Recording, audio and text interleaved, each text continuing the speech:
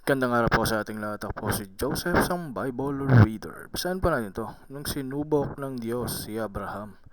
Ito ang pangyayari nung sinubok ng Diyos si Abraham. Ipinaalay ng Diyos si Isaac para maging handog na susunugin at kakatayin sana ni Abraham. Ngunit pinigilan siya ng Diyos nung malaman ang katapatan ni Abraham sa kanya. Genesis 22:1-18. At nangyari pagkatapos ng mga bagay na ito, na sinubok ng Diyos si Abraham, at sa kaniya'y sinabi, Abraham, sinabi niya, narito ako. At kaniyang sinabi, kunin mo ngayon ang iyong anak, ang iyong bugtong na anak na si Isaac, na iyong minamahal, at pumaroon ka sa lupain ng Moriah, at ihayin mo siya roong handog na susunugin sa ibabaw ng isa sa mga bundok na aking sasabihin sa iyo.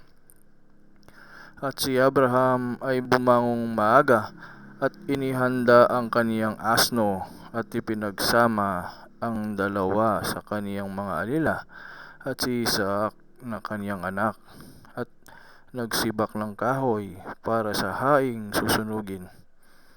At bumangon at naparoon sa dakong sinabi sa kaniya ng Diyos. Nang ikatlong araw ay tiningin ni Abraham ang kanyang mga mata at natanaw niya ang dakong iyaon sa malayo. At sinabi ni Abraham sa kanyang mga alila, maghintay kayo rito 10 ng asno at ako at ang bata ay paroroon doon, at kami ay sasamba at pagbabalikan namin kayo.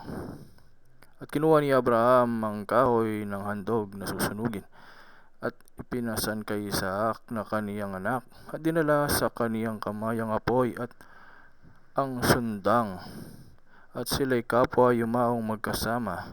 At nagsalita si Isaac kay Abraham na kaniyang ama, na sinabi, ama ko. At kaniyang sinabi, narito ako anak, anak ko. At sinabi, narito ang apoy at ang kahoy. Ngunit saan naroon ang korderong pinakahandog na susunugin? At sinabi ni Abraham, Diyos ang maghahanda ng korderong pinakahandog na susunugin, anak ko. Ano pat sila'y kapwa yumaong magkasama. At sila'y dumating sa dakong sa kanya'y sinabi ng Diyos. At nagtayo si Abraham doon ng isang dambana at inayos ang kahoy. At tinalian si Isaac na kanyang anak at inilagay sa ibabaw ng dambana, sa ibabaw ng kahoy. At iniwanat ni Abraham ang kanyang kamay at hinawakan ang sundang upang patayin ang kanyang anak. At tinawag siya ng anghel ng Panginoon mula sa langit at sinabi, Abraham, Abraham. At kaniyang sinabi, narito ako. At sa kanya'y sinabi, huwag mong buhatin ang iyong kamay sa bata at gawan man siya ng anuman, sapagkat talastas ko ngayon na ikaw ay natatakot sa Diyos, sa parang hindi mo itinanggi sa akin ang iyong anak, ang iyong bugtong na anak. At tiningin ni Abraham ang kanyang mga mata at nagmalas, at narito ang isang tupang lalaki sa dakong likuran niya, na huli sa dawag sa kaniyang mga sungay. At pumaroon si Abraham at kinuha ang tupa, at siya inihandog na susunugin, na hinihalili sa kaniyang anak. At pinangalanlan ni Abraham ang dakong yahon ng Jehovah Hire, gaya ng kasabihan hanggang sa araw na ito. Sa bundok ng Panginoon ay mahahanda.